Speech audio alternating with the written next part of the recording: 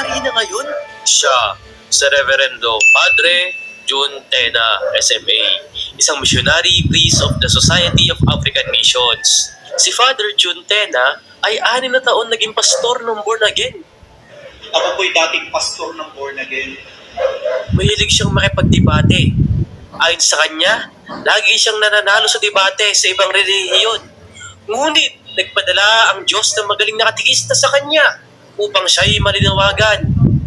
Dahil sa galing ng katikista magpaliwanag, ay napagdesisyonan niyang magpabinyag sa Katoliko at magpari.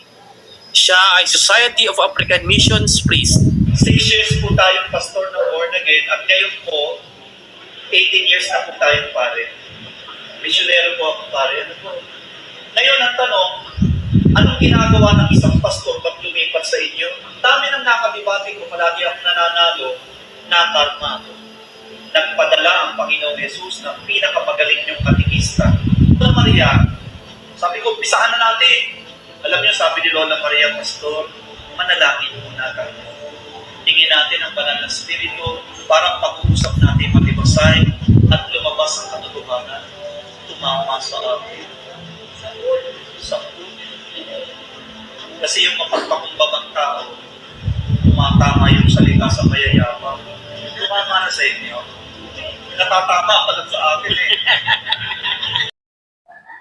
Okay mga kaibigan, ngayong ating na pakinggan ang reaksyon ng isang pari na dati noon pastor ng Born Again at sa ngayon ay naging pari ng Katoliko.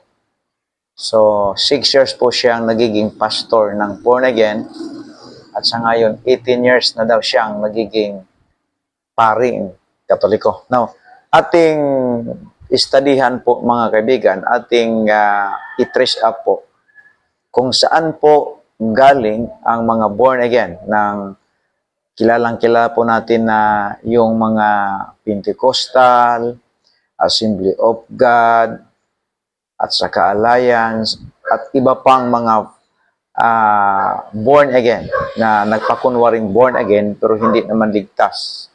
Now, kung i-trace up po natin doon po sila galing sa Katoliko. Kaya, bakit itong pari na yan ay pastor ng Born Again ay nagiging Catholic? Kasi mayroon naman pong mga dokumentong mga Katolisismo po na ginagawa po nila upang maihayag po nila ang history po sa kanilang relihiyon upang po sa ganon ay ang isang tao ay bumalik sa kanila. So may karapatan po siyang magiging Katoliko kasi from the beginning po, yung lahat pong Pentecostal, lahat pong mga sikta ngayon ay galing po ito sa Katoliko. Sa totoo lang mga kaibigan.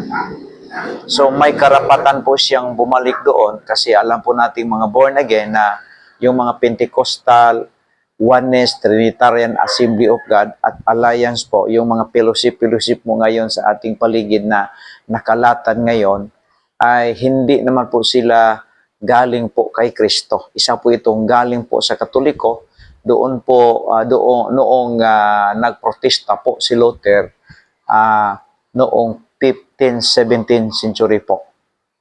Pero dito sa Baptist, tayo po ay hindi po tayo born again. Yung Baptist po yan na hindi po tayo born again kasi yung born again po ay isa lang po itong message po ng Baptist.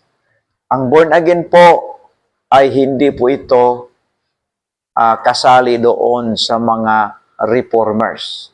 Kasi bago po si Martin Luther na nag-aklas po sa Katoliko, yung Baptist po ay nandyan na. Nagsimula po ang Baptist doon po sa 30 to 33 AD po, doon po sa Jerusalem, sa katawan o sa persona po ni John the Baptist. Kaya doon po si Kristo nagpailalim sa bautismo po ni John the Baptist. Kaya ang Baptist po, pag ikaw po ay magiging Katoliko, ay isa po itong suntok sa bulan. Wala po kayong karapatang pumunta doon sa Katoliko kasi yung Baptist po noong unang panahon pa ay nandiyan na bago po si bago po si Constantino po ay nagtayo ng kanilang relihiyong Romanism po, mga kaibigan. Sa totoo lang, wala pong karapatan ang isang Baptist na magkatoliko. Yung mga born again ngayon, yung mga reformers, mayroon po silang karapatan na sila po ay magkatoliko, kaya sa totoo lang ay sila po doon galing sa katoliko. Pero yung Baptist po, mga kaibigan, ay wala po itong karapatan na pumunta doon sa katoliko, kay noong unang panahon pa, wala pang katolisismo, yung Baptist po ay nandyan na sa katawan ni John the Baptist, o doon po si Kristo po nagpabautismo kay John the Baptist po. Kaya sa Matthew 16:18 po, yung simbahang itinayo ni Kristo po ay Baptist po ito. Kasi doon po siya nagpa-baptize kay John the Baptist. Ito po ang katotohanan na hindi kayang tatanggapin ng mga Romanism kasi hindi po nila alam ang totoong nangyari sa Biblia. Kaya maraming Katoliko ngayon ay hindi maniwala sa Biblia. Yung paniwalaan po nila, yung mga history po nila, Google at saka yung referensya po nilang tinatawag nating encyclopedia, na gawa-gawa po yun sa kanilang mga kasamahan. Pero ayaw po nilang manatili sa Biblia. Pero tayong Baptist po ay manindigan na ang Biblia po, that is the final authority po ng Baptist. Kasi alam po natin na ang lahat pong nagsusulat ng New Testament po ay sila po lahat ay binautismuhan po ni John the Baptist.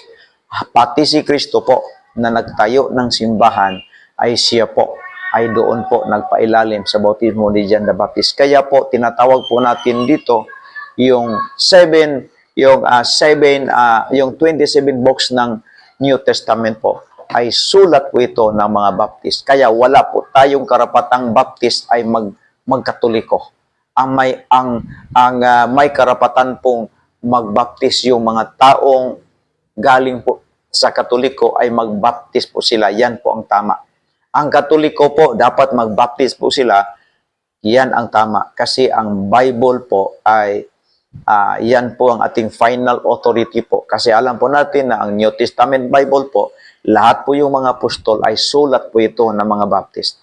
Kaya ang Baptist po ay solid po tayo sa kaligtasan na ating natutunan galing po sa salita ng Panginoong Diyos. Kaya itong pare na yan ay mayroon po siyang karapatan na magkatoliko.